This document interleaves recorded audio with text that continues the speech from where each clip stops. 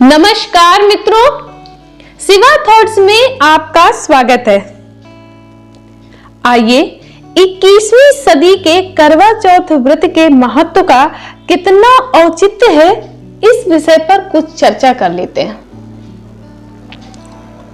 दोस्तों, छठ, बहुरा चौथ, तीज, करवा चौथ, लिस्ट यही नहीं खत्म होती है।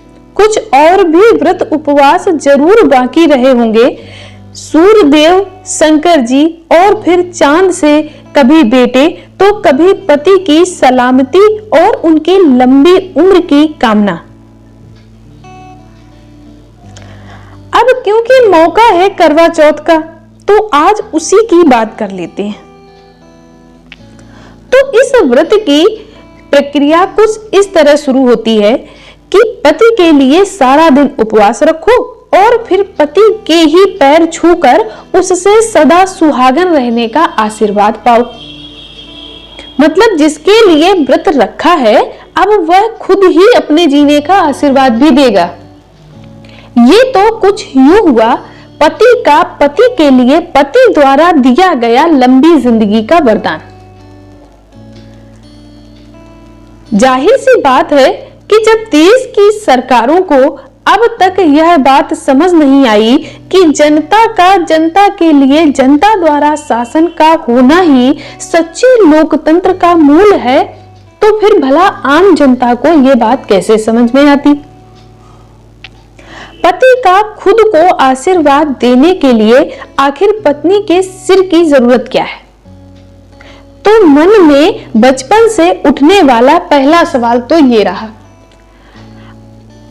दूसरा सवाल उन डरावनी कथाओं को सुनने के बाद उठता रहा मेरे मन में, जिसमें व्रत में जरा सी भी गलती होने पर ईश्वर क्रुद्ध हो जाते हैं और श्राप दे देते हैं। करवा चौथ की कथा में भी ईश्वर के भीतर छुपे एक क्रूर खलनायक का जिक्र किया गया है। कैसे? तो आइए इसके लिए कथा सुनते हैं।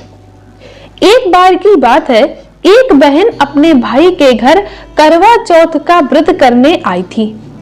बहन 7 भाइयों में अकेली थी, सो भाइयों ने अपनी बहन की भूख प्यास बर्दाश्त न हुई और चांद निकलने से पहले उन्होंने चलनी के पीछे से दिया दिखाकर बहन को भ्रमित कर उसका व्रत खुलवा दिया। पता है फिर क्या हुआ? उसका पति मर गया। हालांकि वह लड़की भी कम जिद्दी न थी। जैसे तैसे कर अपने पति को 1 साल बाद जीवित कर लिया। हर व्रत के पीछे एक ऐसी ही डरावनी कथा बनाकर औरतों को डराया जाता है और फिर अंत में उस औरत को पतिव्रता साबित कर दिया जाता है। तो क्या आस्था खौफ से उपजा एक मनोभाव है?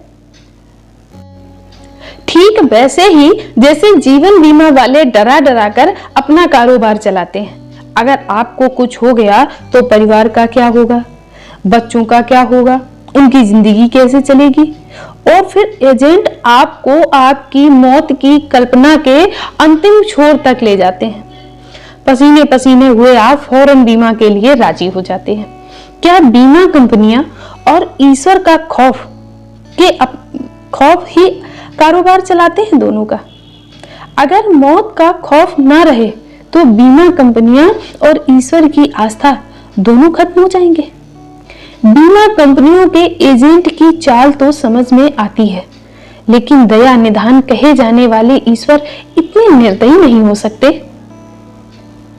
तीसरा सवाल इन व्रतों को लेकर जो मेरे ही नहीं ज्यादातर लड़कियों के मन में रह रहकर उठता है कि क्या इस दुनिया में नर की सलामती की दुआ ही जरूरी है, मादा की नहीं?